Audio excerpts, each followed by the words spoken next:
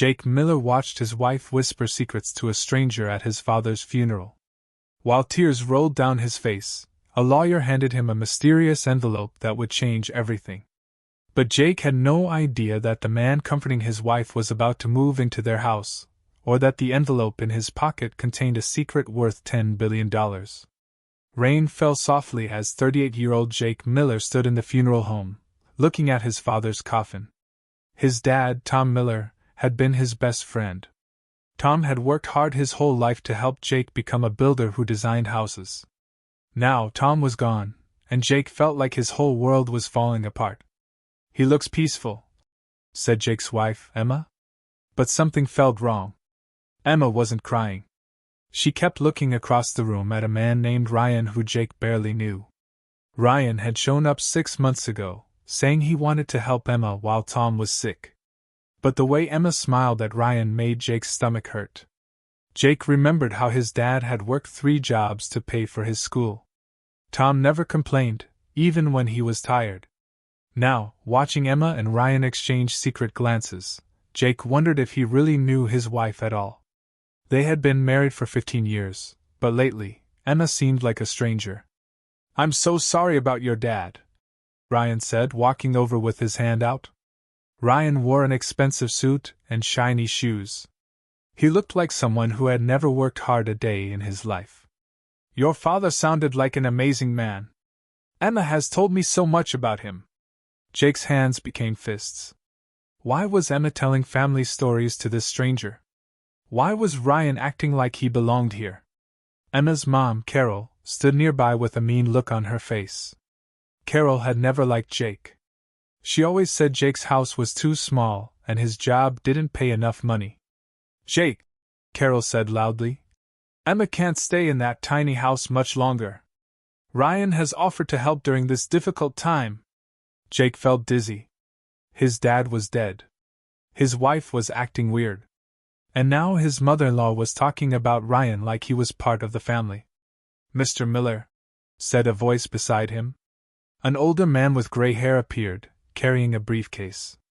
"I'm Mr. Wilson, your father's lawyer. We need to talk privately. It's very important." Before Jake could answer, Mr. Wilson pressed a thick envelope into Jake's hand. The envelope was heavy and had Jake's dad's initials on it in gold letters. "Don't open this here," Mr. Wilson whispered urgently. "Come to my office tomorrow morning at 9 o'clock. And Jake, come alone." The warning made Jake's heart beat faster. He slipped the envelope into his jacket pocket, feeling its weight like a rock. When Jake got home that night, he found cardboard boxes in his bedroom. All his clothes, his tools, even his college diploma were packed up like trash. "What's this?" Jake asked. Emma walked out of the closet, already changed out of her funeral dress. "I thought you'd be more comfortable in the basement for a while," she said without looking at him. "Ryan needs the guest room. It has better light." Jake couldn't believe his ears. "Emma, we buried my father today. Can't we at least talk about this?" But Emma kept packing. "Ryan is going through a divorce. He needs support." Heavy footsteps came up the stairs. Ryan appeared with suitcases, acting like he owned the place. "Sorry I'm late," Ryan said to Emma, completely ignoring Jake. "I had to grab my stuff." "Ryan, maybe we should talk about this later," Emma said nervously. But Ryan stepped forward like he had already won. "Jake, I want you to know that Emma and I never meant for this to happen. Sometimes life is surprising. We've become close these past few months, and we can't ignore our feelings anymore." "How long?" Jake asked quietly. 3 or 4 months, Ryan answered. "We tried to stop it, but the heart wants what it wants." 3 months. Jake's dad had been dying for 3 months. While Jake sat at the hospital every night, his wife had been planning a new life with another man. Carol's voice came from downstairs. "Emma, honey! I brought dinner! Ryan, I got that special wine you like." Jake's mother-in-law had keys to his house and was bringing dinner for his wife's boyfriend. The disrespect was unbelievable. Jake pulled out the envelope from his pocket. His father had known something bad was coming. That's why Mr. Wilson had been so urgent. That's why Tom had left this secret. I need some air, Jake said. As he walked through his neighborhood, past houses with happy families, Jake kept the envelope in his pocket. Tomorrow morning at 9 o'clock, he would learn what his father had hidden. And somehow, Jake knew his life was about to change in a big way. The next morning, Jake sat in his car outside Mr. Wilson's office building for 20 minutes. The building was 30 floors tall, made of glass that sparkled in the sunlight. Jake's old car looked out of place next to the fancy Mercedes and BMWs in the parking lot. But the security guard checked his name on a special list and told him to park in the executive section. Jake took the elevator to the 28th floor. Mr. Wilson's office had huge windows that showed the whole city. The desk was made of expensive wood, and the rugs probably cost more than Jake's entire house. Thank you for coming, Mr. Wilson said, pointing to a leather chair. Before we start, you need to understand that everything your father told me was a secret. But Tom specifically asked me to share this information with you after he died. The envelope sat on the desk between them like a bomb about to explode. Your father was a very private man, Jake, Mr. Wilson continued. He believed that having lots of money attracted the wrong kind of attention. Everything he built was designed to protect you. This didn't make sense.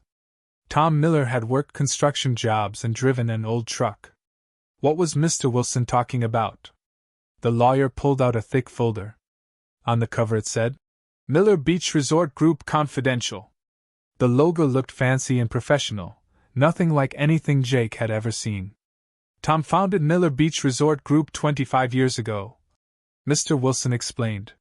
He started with one small hotel and built it into one of the most successful luxury resort companies in America.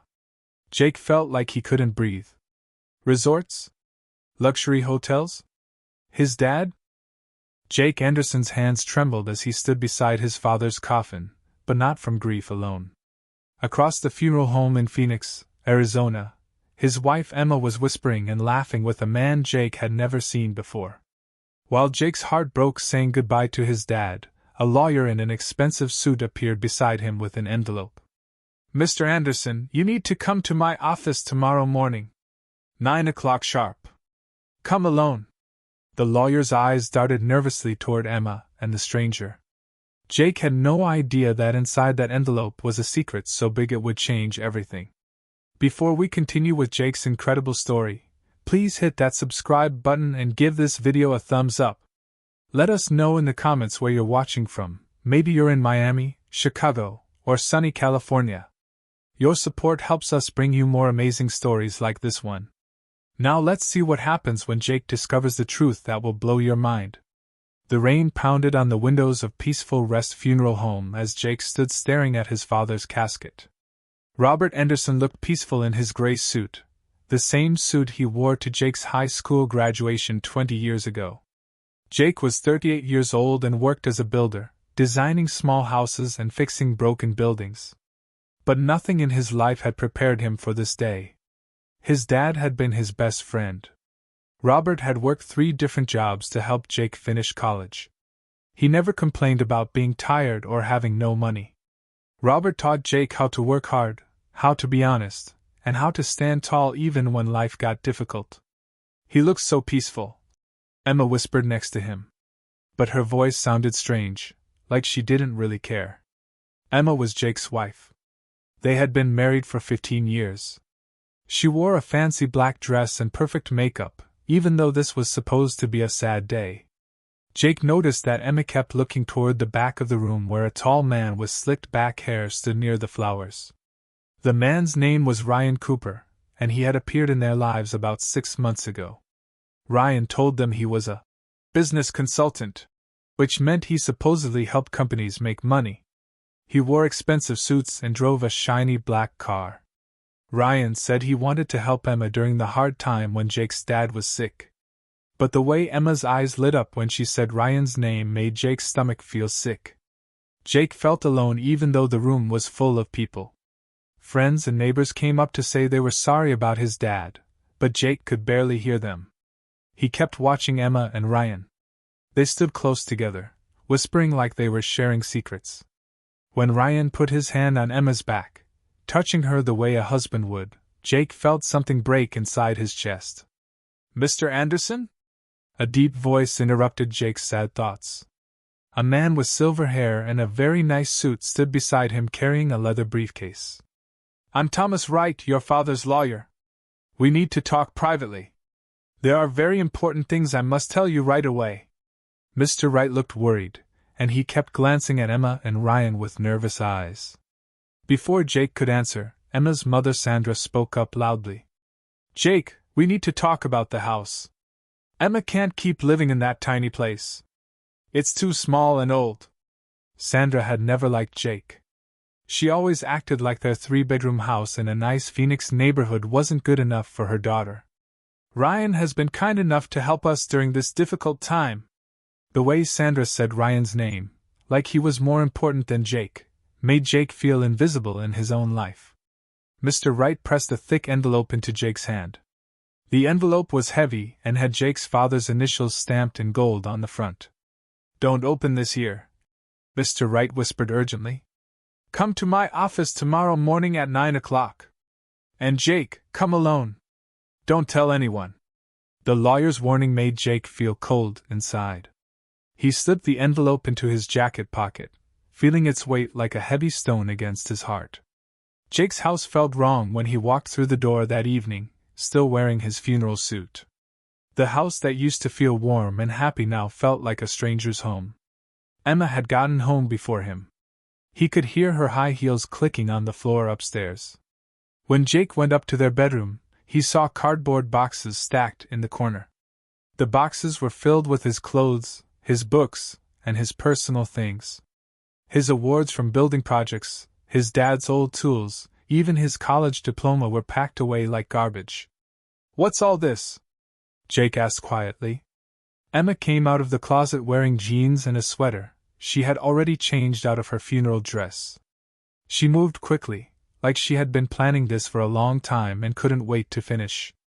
"I thought you'd be more comfortable sleeping in the basement for a while," she said without looking at him. "Ryan needs somewhere to stay. The guest room has better light for his work." Jake couldn't believe what he was hearing. His wife was talking about another man's needs like they were more important than her own husband's comfort. Jake sat down on their bed, the bed where they had slept together for 15 years, and felt like he was sinking. "Emma, we buried my father today." "Today? Can we at least talk about what's happening?" Emma kept folding clothes into another box. Her movements were cold and robotic. "Ryan is going through a hard divorce. He needs support from people who understand." The irony was terrible. Emma was talking about helping someone else's divorce while she was destroying her own marriage. Suddenly, they heard a key turning in the front door. Heavy footsteps came up the stairs. Ryan appeared in the doorway carrying a suitcase and a bag of clothes. He walked in like he owned the place, completely ignoring Jake. "Sorry I'm late," Ryan said to Emma, acting like Jake wasn't even sitting right there. "I had to grab some things from my apartment." "Ryan, maybe we should talk about this later," Emma said nervously. But Ryan stepped forward with the confidence of someone who had already won. "Jake, I want you to know that Emma and I never planned for this to happen. Sometimes life surprises you." His words sounded fake, like he had said them before to other husbands. "We've grown close over these past few months, and we can't ignore our feelings anymore." Jake stood up slowly. His builder's mind started analyzing how his life was collapsing, the same way he would look at a broken building. "How long?" he asked quietly. Emma's face turned red, but Ryan answered without hesitation. 3 months, maybe 4. We tried to fight it, but you can't help who you love. 3 months. Jake's father had been dying for 3 months. While Jake spent every evening at the hospital holding his dad's hand, Emma had been building a new life with another man. Sandra's voice called from downstairs. "Emma, honey, I brought dinner." "Ryan, I got that wine you like from the expensive store." Jake's mother-in-law had keys to his house. She was bringing dinner for his wife's boyfriend. She was treating Jake's home like it was her own restaurant. The complete disrespect would have been funny if it weren't so heartbreaking. She's been incredibly supportive, Ryan said, as if reading Jake's thoughts. Sandra understands what Emma needs right now. The sealed envelope in Jake's jacket pocket suddenly felt heavier. Jake pulled it out slowly, looking at the gold initials that matched his own. His father had known something was coming. The urgency in Mr. Wright's voice, the secret meeting, the warning to come alone. His dad had left him something important, something that couldn't wait.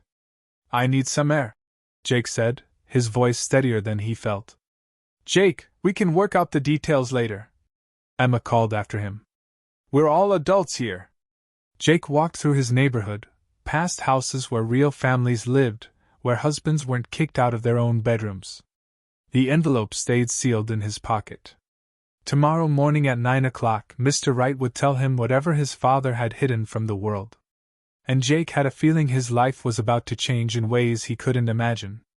Jake sat in his car outside Wright and Associates' law office for 20 minutes before he felt brave enough to go inside. The tall building stretched 40 floors into the Phoenix sky. Its glass windows reflected the morning sun, making it sparkle like a diamond. Jake's old Honda looked out of place next to all the Mercedes and BMWs in the parking garage. But the security guard checked his name on a special list and told him to park in the executive section. The elevator ride to the 35th floor felt like it took forever. Jake's heart pounded as each floor number lit up. Mr. Wright's office had huge windows that showed the entire city of Phoenix spread out below like a map. The desk was made of expensive wood, and the leather chairs probably cost more than Jake's monthly house payment. Everything in the room screamed, "Money!" "Thank you for coming on time," Mr. Wright said, pointing to a chair. "Before we start, you need to understand that everything your father told me was private and secret. Even now, I can only share it because Robert specifically asked me to tell you after he died." The sealed envelope sat on the desk between them like a bomb. Mr. Wright's hands shook slightly as he opened his files. The documents had official stamps and legal watermarks that Jake didn't recognize. "Your father was a very private man, Jake. He believed that having a lot of money attracted the wrong kind of attention, especially for a person of color in America. Everything he built was designed to protect you from people who might try to use you or hurt you." Jake felt confused. His dad had worked construction jobs and driven a 15-year-old pickup truck. What was Mr. Wright talking about? The lawyer pulled out a thick folder marked Anderson Resort Collection Confidential. The letterhead had an elegant logo Jake had never seen before. "Robert founded Anderson Resort Collection 25 years ago, right after you graduated from college. He started with one small beach property in California and built it into one of the most successful luxury resort chains in the western United States." The words hit Jake like punches. Resort chain. Luxury properties. His father, who lived in a small apartment and shopped at discount stores, owned resorts? Mr. Wright spread papers across the desk. They showed numbers so big they made Jake dizzy. The company made hundreds of millions of dollars every year. There were properties from California to Colorado to Texas. The main office in San Diego employed over 1,500 people. The current value of Anderson Resort Collection, including all properties and investments, is approximately $10 billion, Mr. Wright said quietly. "As of yesterday, you are the only person who inherits this empire." Jake stared at the papers until the numbers blurred together. His mind refused to believe what he was hearing. "But how? Why didn't he tell me?" Mr. Wright leaned back in his chair. "Robert was brilliant, Jake. He understood that sudden wealth could destroy families. It could attract gold diggers, people who only want you for your money. He wanted you to become the man you are today based on your own hard work, not because you expected to inherit billions." The explanation made sense in a scary way. Every lesson about working hard, every lecture about earning respect, every moment his father pushed him to be independent, it all meant something different now. Mr. Wright opened another file with photographs of beautiful resort properties on beaches and mountains. "Robert hired the best managers in the hotel business, but he made every major decision himself. He knew every property, every employee, every guest review. The business succeeded because he never forgot what quality meant. Jake recognized his father's perfectionist nature in the neat presentation folders and detailed reports. But seeing it applied to billion-dollar businesses felt like discovering his dad had been living a secret double life. "There's one condition to the inheritance," Mr. Wright continued, his tone becoming serious. "You have 30 days to prove that you can handle running Anderson Resort Collection. Robert designed this as a test of leadership, not money management. If you can't prove yourself capable within that time..." The lawyer paused meaningfully. "The entire estate transfers to your closest surviving family member. According to the legal documents, that would be your spouse, Emma." The irony was so cruel it took Jake's breath away. The woman who was betraying him, who was literally moving her boyfriend into their home, could end up inheriting billions if he failed this test. Jake stood and walked to the window, looking down at Phoenix below. Somewhere in that city, Emma was probably having lunch with Ryan, planning their future together. They had no idea that the man they were throwing away like trash had just become one of the wealthiest people in America. "What exactly does the test involve?" Jake asked. Mr. Wright smiled for the first time. "You need to successfully manage one of the resort properties for 30 days. Robert chose Sunset Bay Resort in San Diego, California. It's where everything started for him. It's where your test begins."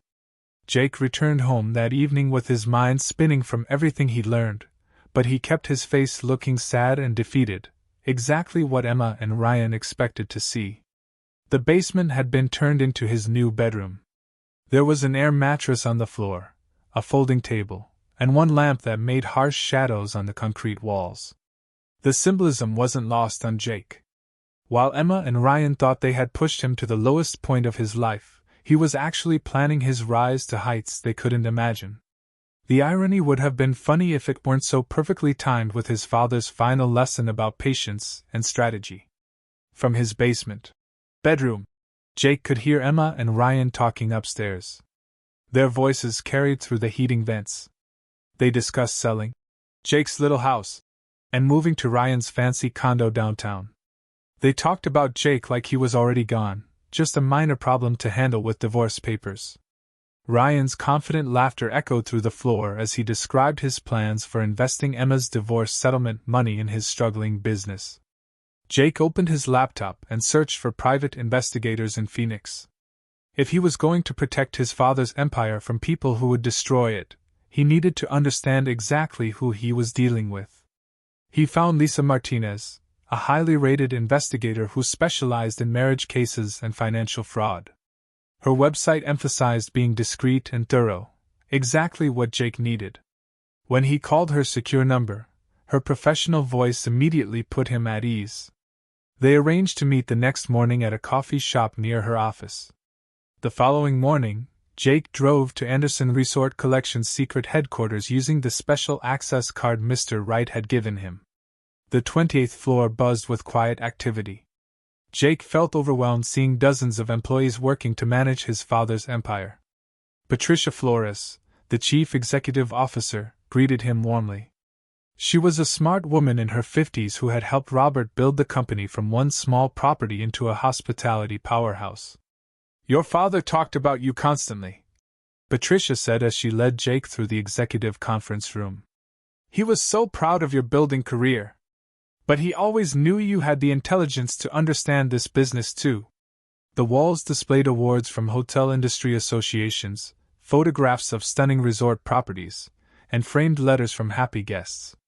Jake realized that while he was struggling to pay his mortgage, his father had been creating unforgettable vacation experiences for wealthy travelers around the country. Patricia spread reports and financial statements across the conference table, explaining the details of resort management with genuine passion. "Sunset Bay Resort is our crown jewel," she explained, pointing to photographs of a gorgeous property overlooking the Pacific Ocean in San Diego. "Your father designed every detail himself, from the environmentally friendly architecture to the restaurant menus featuring local food. Guests don't just stay there, they fall in love with the entire experience." Jake found himself genuinely fascinated by the complexity of creating luxury experiences. Patricia seemed pleased by his intelligent questions about occupancy rates, seasonal staffing, and environmental programs. Meanwhile, Jake had left his phone recording in the basement, capturing Emma and Ryan's increasingly bold conversations about their future plans. That evening, Jake met Lisa Martinez at a quiet cafe. She reviewed the preliminary evidence he had gathered. Lisa was a no-nonsense professional who had clearly seen every type of marriage betrayal in her career. "The recordings are helpful, but we need financial documentation," she explained, sliding a contract across the table. "If Ryan is using your wife to access money, there will be a paper trail. Bank records, credit card statements, investment accounts, everything leaves digital footprints." Back in his basement headquarters, Jake studied the resort management materials Patricia had given him while listening to Emma and Ryan plan their evening. They were going to an expensive restaurant downtown, and Emma mentioned using her emergency credit card to pay for Ryan's business clothes shopping earlier that day. The casual way she spent their joint savings on another man's wardrobe made Jake's jaw clench. But he forced himself to stay analytical rather than emotional. Every transaction, every mention of money, every assumption about their shared future was being documented for later use. His father's notebook contained handwritten observations about leadership, customer service, and business ethics. Robert's careful handwriting filled page after page with insights about managing people and solving problems. One entry read, "Remember, son, true power isn't about making people fear you. It's about making them respect you enough to follow you willingly, even when the path gets difficult." Jake realized these weren't just business notes. They were his father's final lessons about becoming the man he was meant to be. As Emma and Ryan returned from their expensive dinner laughing about wine and planning their next romantic getaway, Jake closed the notebook and opened his laptop to review Patricia's email about Sunset Bay Resort's current challenges. Tomorrow, he would begin his 30-day test while secretly documenting the evidence that would protect his father's legacy from people who saw it only as money to spend on their own selfish desires. Lisa Martinez's investigation had been thorough and devastating. 3 weeks after hiring her, Jake sat in her office staring at a folder that contained the complete destruction of his marriage and Ryan Cooper's carefully constructed lies. The financial records painted a picture of systematic deception that went far deeper than a simple affair. Emma had been transferring money from their joint savings to Ryan's business ventures for 8 months, not 3. Every romantic dinner, every expensive gift, every business opportunity had been funded by Jake's hard-earned construction money while he spent evenings caring for his dying father. "Ryan Cooper isn't just a failed consultant," Lisa explained, spreading bank statements across her desk. "He's been running the same scam for years. 4 previous relationships with married women, all ending with significant money transfers before the women discovered he was married to someone else." The photographs showed Ryan's real wife, Michelle Cooper, and their 3 children in Las Vegas, Nevada. Michelle had filed for divorce 8 months ago, citing financial fraud and abandonment. Ryan had been using Emma as both an emotional refuge and a funding source for his mounting legal bills. The recorded conversations from Jake's basement revealed the true scope of Emma and Ryan's assumptions. "Once we sell Jake's house and get the divorce settlement, we'll have enough to pay off my legal fees and start fresh," Ryan's voice said on the recording. Emma's response was equally damning. "He won't fight it. Jake never fights for anything." Their casual dismissal of 15 years of marriage made Jake's blood boil with righteous anger. Jake had spent the past 3 weeks dividing his time between learning resort management at Sunset Bay and building his legal case from his basement command center. Patricia had been an invaluable mentor, teaching him the intricacies of hospitality leadership while he secretly documented his wife's betrayal. The contrast between his growing confidence at the resort and his supposed defeat at home created perfect cover for his investigation. Emma and Ryan never suspected that the broken man in their basement was actually mastering a billion-dollar empire during his days away. The Anderson Resort Collection leadership test had pushed Jake beyond his comfort zone in unexpected ways. Managing staff, solving guest complaints, coordinating with vendors, and maintaining 5-star standards required skills he'd never developed as a builder. but his father's handwritten notes guided him through every challenge, and the resort's experienced staff embraced his collaborative leadership style. Guest satisfaction scores actually improved during his trial period. Patricia privately told him the board of directors was impressed with his rapid learning. Lisa's most damning evidence involved Ryan's pattern of financial manipulation. Bank records showed him systematically draining Emma's credit cards and personal savings while promising to repay everything once his big consulting contract came through. The consulting contract was fictional, created with forged documents that Ryan used to convince Emma to invest their future in his lies. "Your wife isn't a bad person," Lisa said with professional sympathy. "She's a victim of someone very skilled at psychological manipulation.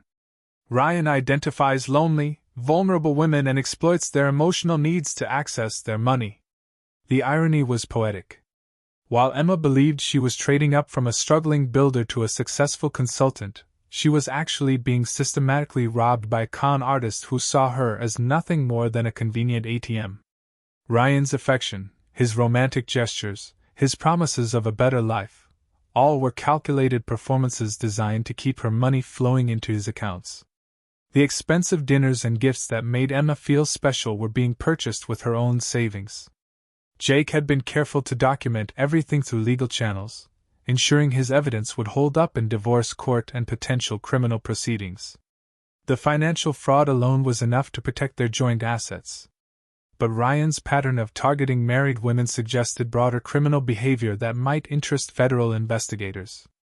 The most painful discovery was the timeline of Emma's emotional manipulation. Ryan had targeted her specifically during Robert's illness, identifying her vulnerability, while Jake spent long hours at the hospital. Every moment of comfort Ryan offered during those dark months had been calculated to create dependency and trust.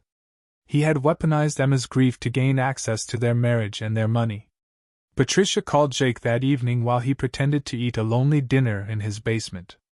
"The board has made their decision about your father's test," she said, excitement in her voice. "Your leadership at Sunset Bay has exceeded every expectation. The staff loves working with you. Guest reviews have been outstanding. You've solved operational problems that had been lingering for months. You've passed the 30-day test with flying colors." The official announcement would come tomorrow, making Jake one of the youngest billionaire resort owners in America. As Emma and Ryan celebrated their future upstairs with expensive wine purchased on her credit card, Jake sat in his basement reviewing the evidence that would destroy their plans while simultaneously securing his position as head of a hospitality empire. Tomorrow would bring the confrontation he'd been preparing for, armed with truth, legal documentation, and the quiet confidence his father had always taught him was more powerful than any show of force. Jake scheduled the family meeting for Saturday afternoon in the living room of his own house for maximum impact. He asked Mr. Wright to attend as his legal representative, and Lisa Martinez would be present as his investigator. Emma seemed puzzled by the formal invitation but agreed readily, probably assuming Jake was finally ready to discuss divorce terms that would favor her new life with Ryan. Sandra arrived early with an attitude of smug satisfaction, clearly expecting to witness Jake's final surrender. Ryan entered the room with confident swagger, wearing an expensive suit Sarah had purchased for him the previous week. His smile radiated the charm that had successfully deceived 4 other women before targeting Jake's wife. "This is quite the production, Jake," Ryan said with condescending amusement. "I hope we can keep things civil. Nobody wants this to get ugly." The casual arrogance revealed how completely he underestimated the man he'd been systematically betraying for months. Mr. Wright sat quietly in the corner, his briefcase containing documents that would reshape everyone's understanding of the situation. Lisa Martinez positioned herself near the entrance, her professional demeanor suggesting she was accustomed to confrontations that didn't go according to plan.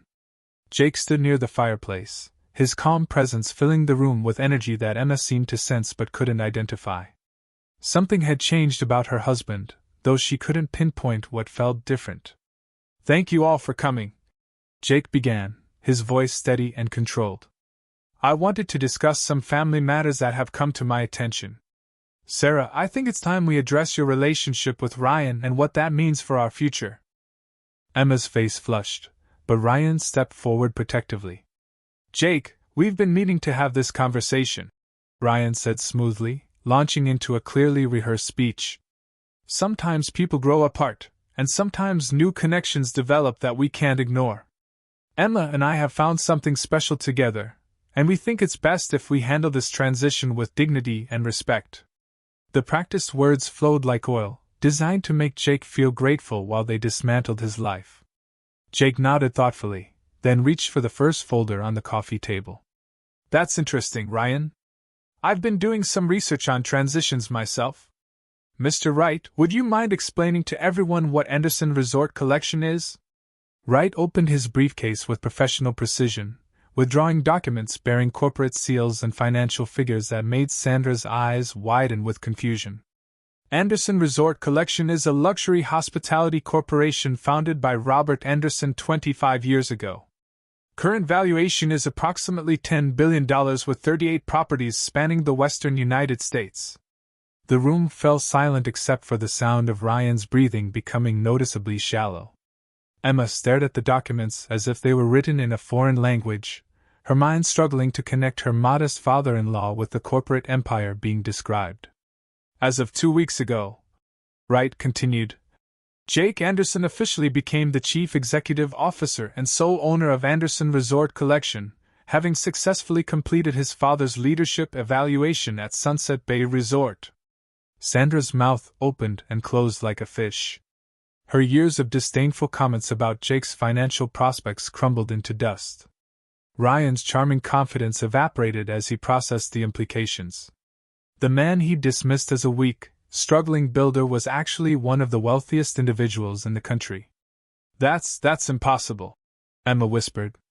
Jake opened the second folder containing Lisa's investigation results. "Ryan, I'd like you to meet Lisa Martinez, the private investigator who's been looking into your background. Lisa, would you mind sharing what you discovered about Ryan's previous relationships and current marital status?" Lisa's professional presentation of bank records, police reports, and marriage certificates painted a devastating picture of systematic fraud refined through years of practice. The revelation that Ryan was still married to Michelle Cooper, that he had children he'd abandoned, that he'd run the same financial scam on multiple women hit Emma like physical blows. Her face went white as she realized every romantic gesture, every promise, every moment of intimacy had been calculated manipulation designed to access her money. "Michelle Cooper filed for divorce 8 months ago citing financial fraud and abandonment," Lisa explained. "Ryan has been using the money you provided to fund his legal defense against criminal charges." Ryan's mask finally slipped completely, revealing the desperate criminal underneath. "This is harassment," he snarled, his voice losing all pretense of charm. "You can't prove any of this will hold up in court." Jake smiled quietly. "Actually, we can prove all of it. Bank records, recorded conversations, documented evidence of wire fraud across state lines. The FBI is very interested in your pattern of targeting married women for financial exploitation." Emma collapsed into her chair, the weight of her betrayal and victimization crushing her as thoroughly as her betrayal had crushed Jake's heart months earlier. Sandra sat in stunned silence. Her years of treating Jake with contempt suddenly revealed as catastrophically poor judgment. The man she'd dismissed as unworthy was not only wealthy beyond imagination but had demonstrated grace and intelligence that would have broken lesser men. 6 months transformed Jake Anderson's life in ways he couldn't have imagined during those dark basement days. The executive suite on the 28th floor had become his second home, with floor-to-ceiling windows offering commanding views of Phoenix. Beyond the mahogany desk where he now made decisions affecting thousands of employees sat the same leather chair his father had used to build Anderson Resort Collection into a hospitality empire. Anderson Resort Collection flourished under Jake's leadership, embracing innovative approaches combining luxury hospitality with social responsibility and environmental stewardship. The company's new community development initiative partnered with local organizations to provide job training and education programs in every region where they operated. Jake personally oversaw scholarship funds for hospitality students from underrepresented backgrounds, ensuring his father's legacy would create opportunities for future generations.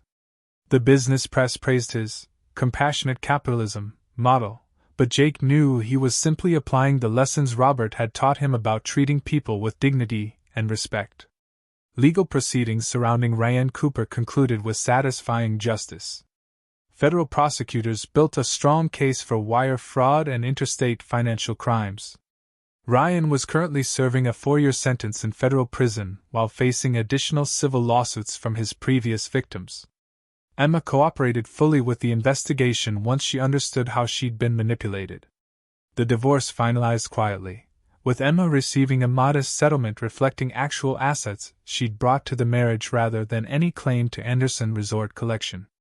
Jake surprised everyone, including himself, by feeling genuine sympathy for Emma during legal proceedings. Lisa had been right. Emma was more victim than villain, targeted by a sophisticated predator who exploited her loneliness during his father's illness. While Jake couldn't forgive the betrayal, he could understand how someone grieving and isolated might fall prey to such calculated manipulation. Sandra attempted reconciliation after learning about his wealth, sending awkward letters and showing up at Anderson Resort Collection offices requesting family meetings.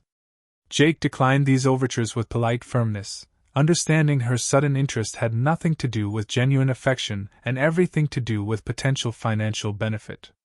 Some bridges, once burned by years of contempt, couldn't be rebuilt simply because circumstances changed.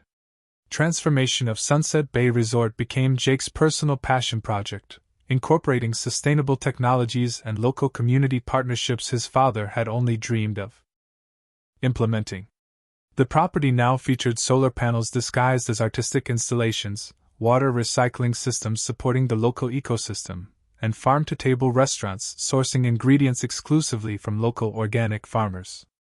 Guest satisfaction scores reached record highs, and the resort became a model for environmentally responsible luxury hospitality that other companies eagerly emulated. On a beautiful October afternoon, Jake stood on the deck of Sunset Bay Resort's main lodge, watching the sunset paint the Pacific Ocean in shades of gold and crimson. The annual Anderson Resort Collection Charity Gala was taking place in the ballroom behind him, where business leaders had gathered to support the company's education initiatives. Classical music and polite conversation drifted through open doors, but Jake preferred the peaceful solitude of the ocean view that had inspired his father's original vision. "The party's getting started without its hosts," Lisa Martinez said softly, joining him at the deck railing. She wore an elegant black dress that transformed her from the no-nonsense investigator he'd hired into a stunning woman whose intelligence and strength had gradually captured his attention over recent months. Their relationship had developed slowly and naturally through shared dinners after business meetings, long conversations about justice and second chances, and quiet moments like this where words weren't necessary to communicate understanding. "I was just thinking about my father," Jake replied, contentment replacing the pain and anger of earlier months. "He would have loved seeing this place fulfill its potential, not just the financial success, but the way it's making people's lives better." Lisa moved closer, her shoulder brushing against his as they watched a sailboat navigate the waters below. "He'd be proud of the man you've become, Jake. Not because of the money or business success, but because of how you've used your power to lift other people up." The charity gala represented everything Jake wanted Anderson Resort Collection to become, a force for positive change, creating beautiful experiences while supporting communities and protecting the environment. Tomorrow, he'd return to Phoenix to review expansion plans for sustainable resorts in underserved coastal communities. Next month, he'd visit scholarship recipients whose educations were being funded by Anderson Resort Collection's endowment. But tonight, standing beside a woman who'd helped him find justice and truth, overlooking the waters where his father's dreams first took shape, Jake felt ready for whatever challenges and opportunities lay ahead. His father's final lesson had been clear. True wealth wasn't measured in dollars but in the positive impact you made on the world and the integrity with which you conducted yourself when tested. Jake Anderson had passed that test, and in doing so, had discovered that inheriting $10 billion was nothing compared to inheriting his father's wisdom, values, and unshakable belief in doing what was right.